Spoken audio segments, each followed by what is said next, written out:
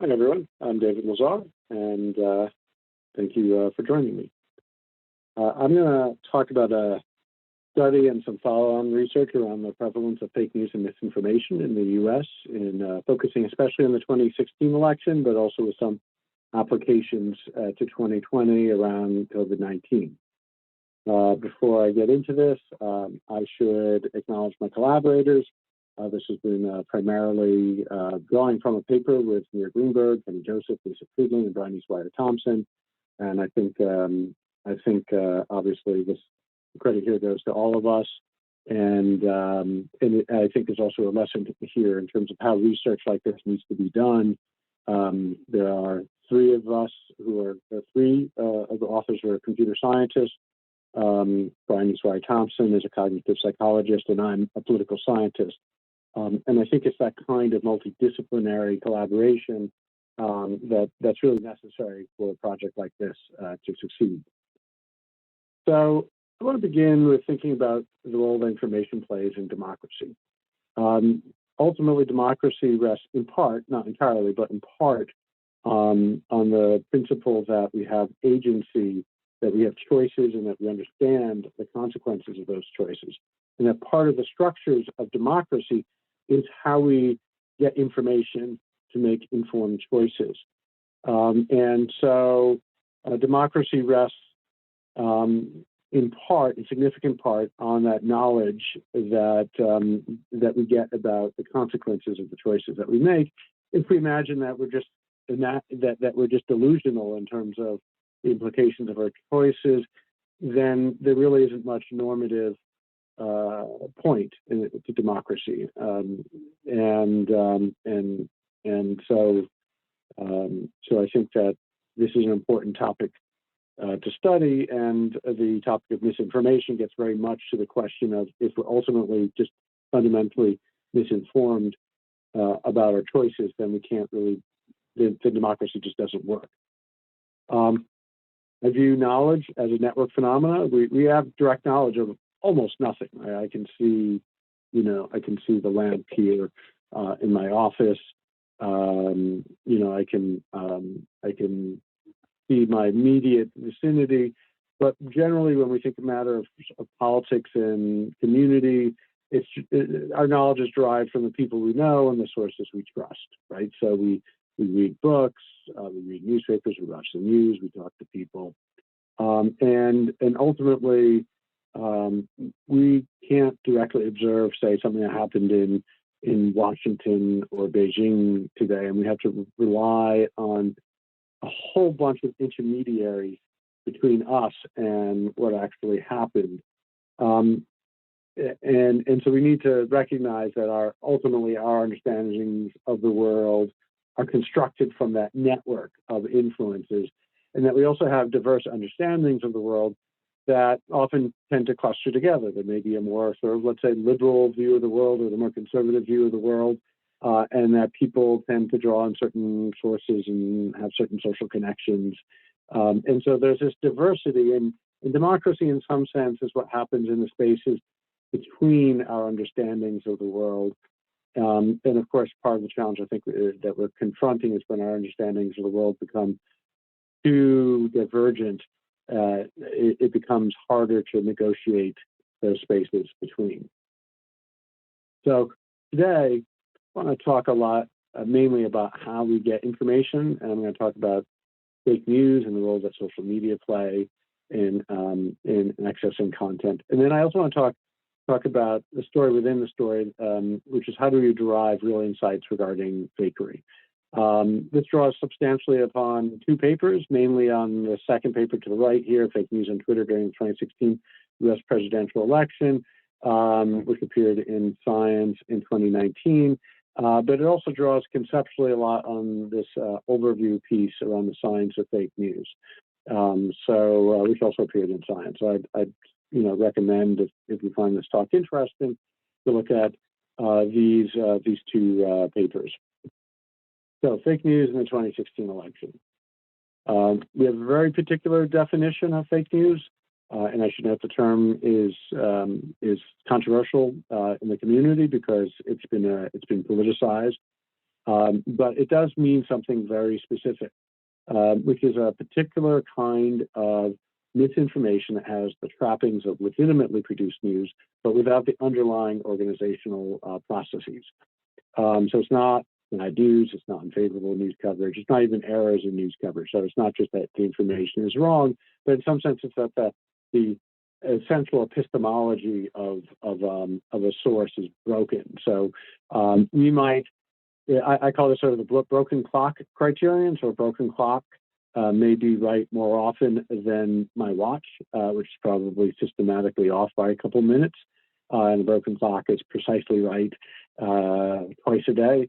But the epistemology of the broken clock is wrong. So just because it happens to be correct at a given moment in time or nearly correct does not make it a useful signal about reality. And indeed, one of the things that we see about misinformation sources is that they often clothe themselves in a lot of accurate information so that they can legitimate the misinformation, the threads of misinformation that are contained therein.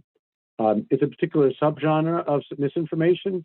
I wouldn't even say it's the dominant genre of subgenre of misinformation. Actually, I think there are other sources that are probably bigger. But I would say it's potentially particularly pernicious because it also, as a side effect, undermines legitimate sources of news. So it ultimately undermines our trust in any kinds of sources or institutions for information. So I should note that these concerns about fake news are not new. This is an article from Harper's Monthly from 100 years ago. You can see it's talking about a story from 1921, right? And this article bemoans the role of technology in facilitating the almost instantaneous spread of misinformation with the apparent authority of legitimate news. Whoa, I mean, this really goes back a long way. And we can see just the term fake news ebb and flow really over the last century or so, because in some sense, fake news is a relatively modern phenomenon, meaning that the notion of fake news is based on the notion that there's real news, that there's some objectivity, and that only really emerged in the early 20th century.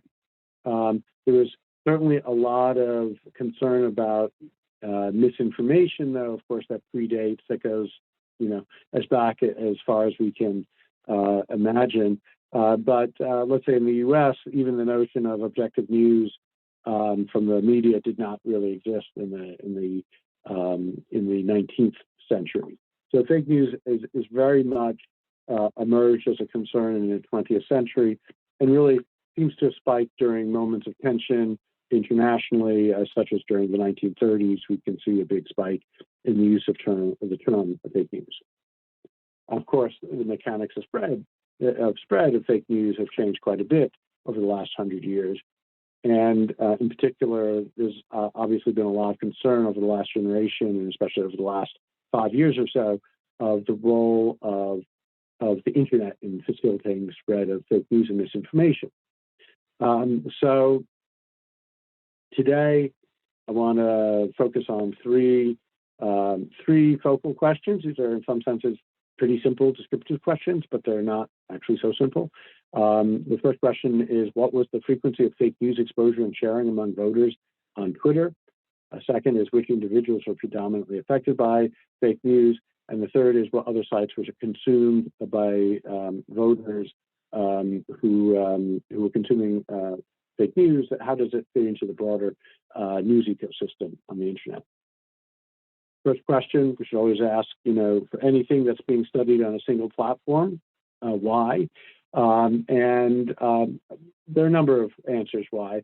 Perhaps it's perhaps the most conducive medium for rapid dissemination of information, or certainly it's one of the platforms that's especially conducive for dissemination of information. It's by its nature does not especially encourage careful scrutiny.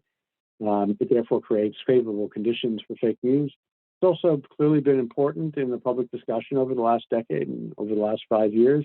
I should note, from a practical point of view, it's accessible. There's a reason why there's more Twitter research than other platforms.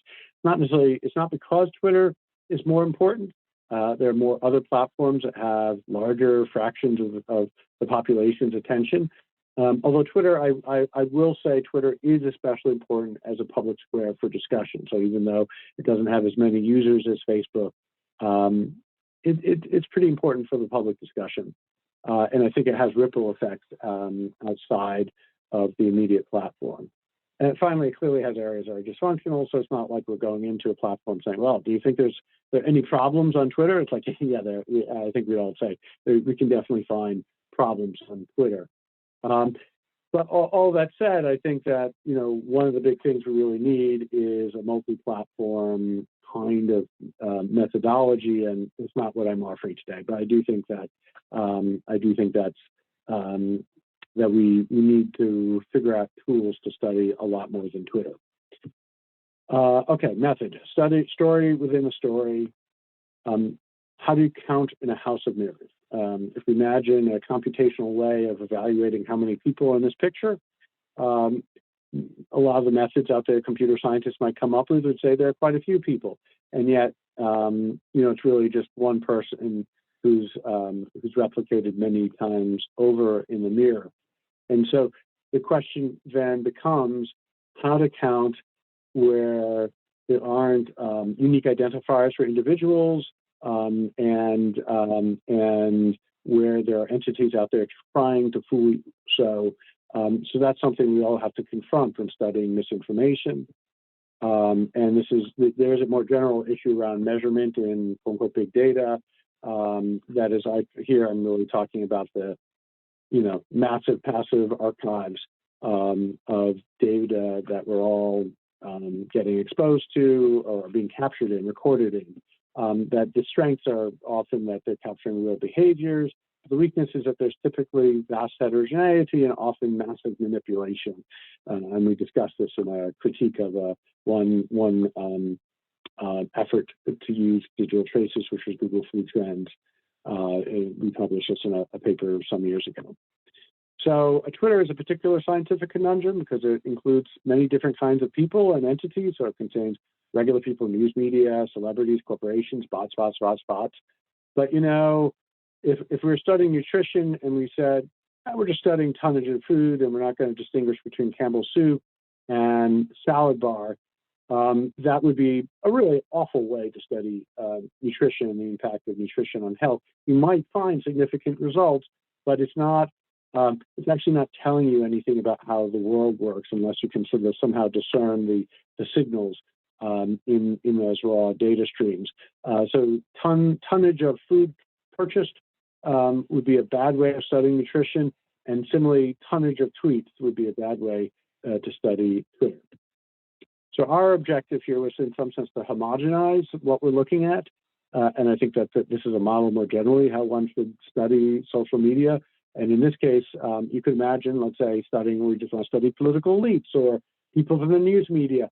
In this case, we want to understand sort of regular people, and in particular, voters who will be more likely to be politically consequential in an election. And so what we did was we took available voter files, and in the U.S., voter files are quasi-public. It varies a little bit state by state, but in a lot of states, all you have to do is ask for a CD, and they'll send you a CD with the voter files. And it provides information with links to some basic demographics, so like gender, age, and the like.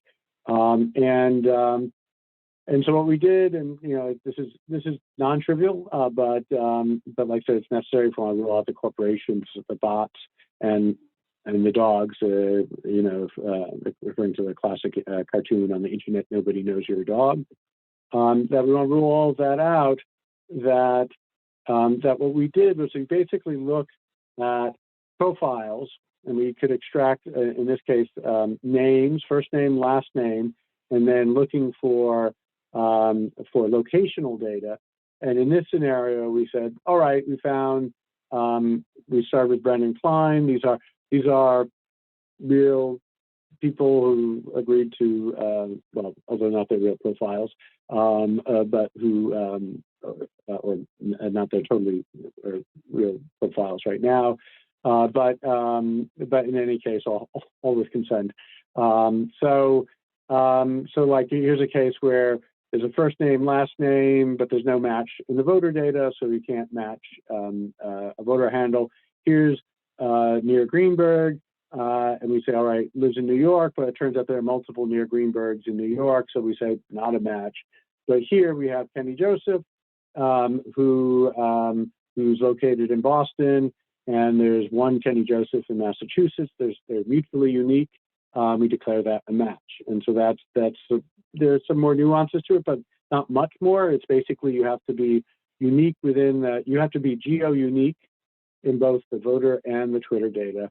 This results in roughly a 1% match rate to the voters, and since probably around 20% of the voters are on Twitter, the overall match rate relative to what we could get is 5%. That's roughly 1 out of 20 people that we could match, we do match. And this does have certain kinds of biases, and we have a paper coming out in Public Opinion Quarterly, or you can ask me for, that talks about the biases. It does mean that we, for example, focus on unusual names, so no John Smith in there. People have to put geo information in their profiles and so on. But it does, I should note, at least result in demographics that are actually quite similar to Pew's survey of voters who were asked then if they were on Twitter. So, and there are a lot more details. There are actually some biases, like it turns out, for example, women are more likely to have unusual names, and that makes it easier to match women than men. And that was not, honestly, that was not something I knew before starting this research. And it highlights how there can be these invisible biases in your approaches with data, and you have to reflect on that. So we focus on political content. So we're focusing in particular things that had external URLs. The idea there is that there's a legitimacy conferred upon content based on that external URL, that this is somehow legitimate. We focus on the period August to December 2016, and we developed a classifier for detecting political tweets. So the example here is on the left. There's an article on George Soros, and it was from a URL that we repeatedly gave false information. The one on the right, which is about, it's certainly misinformation. It's about Twitter, but I mean, it's about something called Pizzagate, which was a classic misinformation scheme, but no external URL. In terms of, I'm happy to talk more about the political tweets, but it started out with a sort of core political keywords like Trump, Clinton, and anything that had those keywords were considered political, but then also developed additional words that occurred in the moment in over a period of days with those keywords, which was then considered for a short period of time also political. So it has a sort of flexibility to it to detect emergent issues in a given week. Challenge: how much fake news do people see on Twitter? One of the key problems with all these platforms is that there aren't really you don't get any measures of attention, what people saw. Unless the platforms know, but it's hard for an external researcher to know without having privileged access to Twitter server logs, which we certainly did not. So what we did was we had our match 16,000 people or so, and we could see when we talk about what they shared, we have all of the content that they shared, but then we also collected data on everyone that they followed, and we had access at the time to the decahose, and so we could simulate a random sample, a 10% random sample of their newsfeed, and talk about the content of what they could have seen. Now, note, a problem here is that we're not seeing what Twitter then is selecting for them to see. But as a way of creating a point estimate of what they would see, the kind of content they'd see, this is actually, I think, a reasonable methodology. So 16,000 people that we matched, 10 million URLs examined, 648 million potential political exposures. So operationalizing fake news.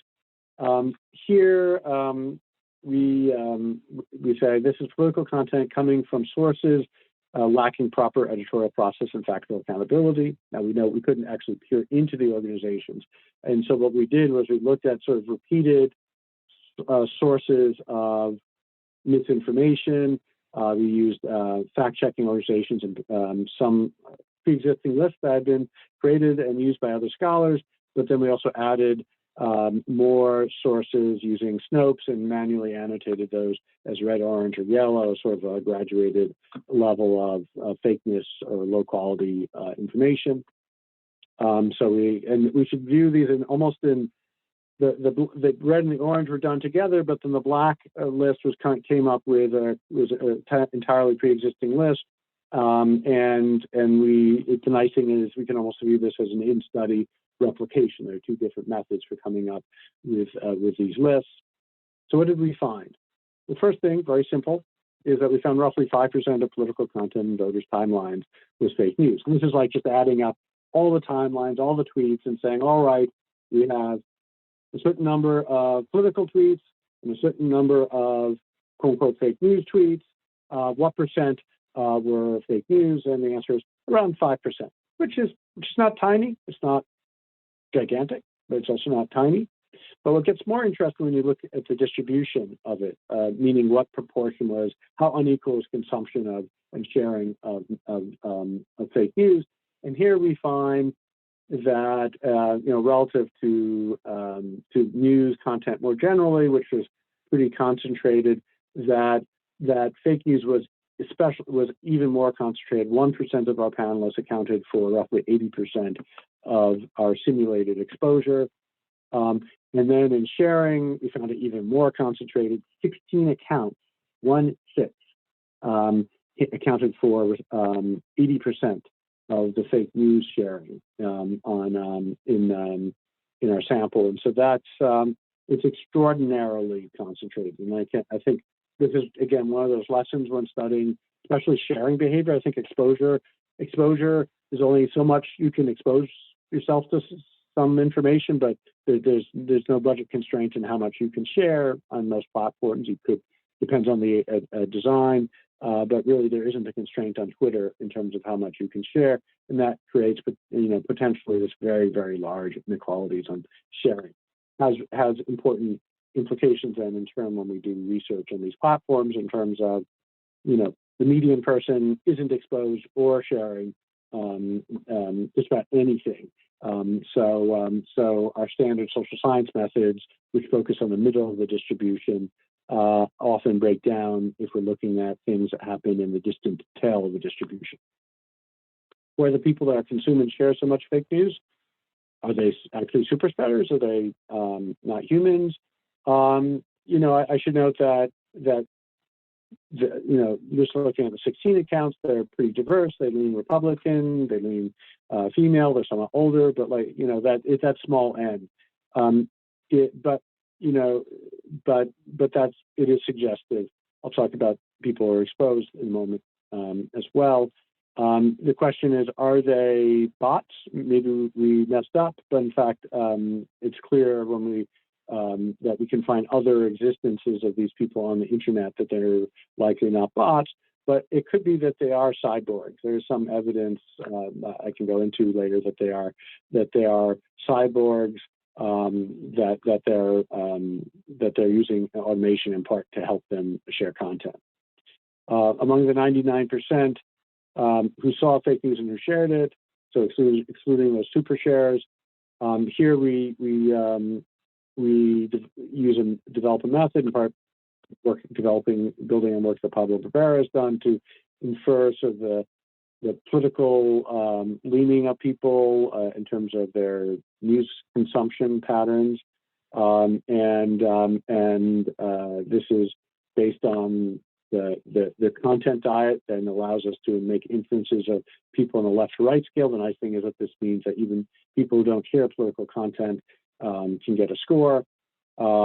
it also means that every domain gets a score. And I'll just note that our domain level scores work out very close to prior efforts methods to come up with domain level scores. We saw fake news. Here we find that that focusing on the left, on the right side rather, is that the older you are, this is age on the x-axis, the more you were exposed to fake news, and then the more conservative you are. So it goes from most liberal to most conservative, and we can see that there's a big political gradient as well. So this is disproportionately coming from older Republicans, which actually aligns well also with what we saw with the super shares. And then there's a similar pattern in terms of the non-super share patterns in terms of likelihood of sharing. Is fake news more viral than regular news? I think this is one of the big concerns, is maybe this stuff is just inevitably going to spread more than regular news. And we actually didn't, if we look at the, what went from in your news feed to something that you then shared, so this is retweeting, that there's this great opportunity to say, well, are you more likely to retweet fake news? We didn't especially find that. We found, that we look at fake news, there was congruent fake news and there was non-congruent fake news. And we found Republicans and Democrats were quite similar in terms of their likelihood of retweeting fake news, as well, both congruent and incongruent. But what was really made you retweet it was whether it was congruent. You're just much more likely to retweet congruent fake news than incongruent. And actually hard news actually had somewhat higher levels of retweeting for both Democrats and Republicans. And that Democrats and Republicans are actually quite similar in this regard. And that actually Republicans were more likely to retweet incongruent hard news. So, final question: what are other sites consumed by voters who were exposed to fake news, and where did this fit into the broader media ecosystem? Here, what we could do was say, all right, each of these dots is a domain. They're linked if they are if they're co-consumed by the same individuals, and the more they're consumed, then the stronger the link. We have a special pruning method as to cut links that to extract the backbone of the network. And what we can see here is that this is the mainstream news cluster. And these are bigger nodes are consumed more. And here is the fake news cluster. The red ones are more, red dots are more conservative, blue dots are more liberal. Filled in means they're quote unquote fake. So here we can see some Democratic fake news sites. Here are some here's where the Republican ones are. And we look at the labels, we can see, oh yes, New York Times, Washington Post loom quite large. That we can see that Fox News and Breitbart are sort of partially bridging positions between the fake news cluster and the mainstream news cluster. But it gives you a sense of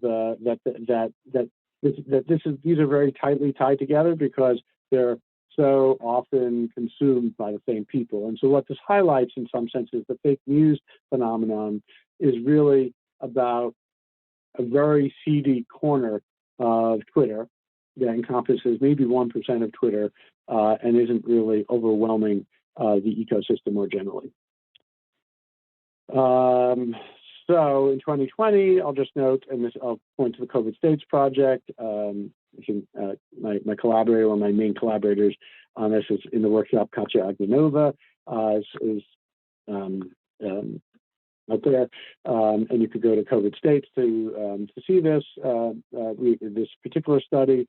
What we did was we replicated some of what we did in what I just talked about in terms of sharing patterns in Twitter, but then we also asked about on the survey in covidstates.org about people's their misbeliefs. And so here we look at the sharing patterns of fake news that had just looking at COVID-19 related tweets, and we see again the age and partisan patterns. So we see Democrats are far less likely than independents or Republicans to share COVID-related misinformation or fake news, actually, and that there's a very strong age gradient that COVID fake news is vastly disproportionately a phenomenon of Republicans and independents, older Republicans and independents. It's not at all among younger people. But if we look at misbeliefs, we actually find a very different pattern. First of all, we asked about 11 misinformation claims, and we see that younger people, this is the number of misinformation claims they believe, reported believing that younger people were much more likely to misbelieve, around twice as likely as older people to have misbeliefs, and the partisan trend was much, much weaker. That there was somewhat higher likelihood, let's say, of Republicans to have misinformation beliefs, but it's on the order of 20% more likely or 30% more likely, not say 10 or 20 times more likely. So, conclusion. At its peak, fake news, when we look at especially at those spikes before the election in 2016, was substantial. It was accounted for more than 1 in 12 political URLs in people's timelines, and more than 1 in 5 political URLs being shared. And these are actual people, and this is in part about our method. But exposure and sharing, especially sharing, were extremely concentrated. Almost all the content went to just 1% of people, and most of the shares, 80% of the shares, came from 1 in 1,000 people. And also demographically, those are most likely to be exposed to and share fake news were those who were conservative leaning and older adults, and that there's also selective treatment of fake news, and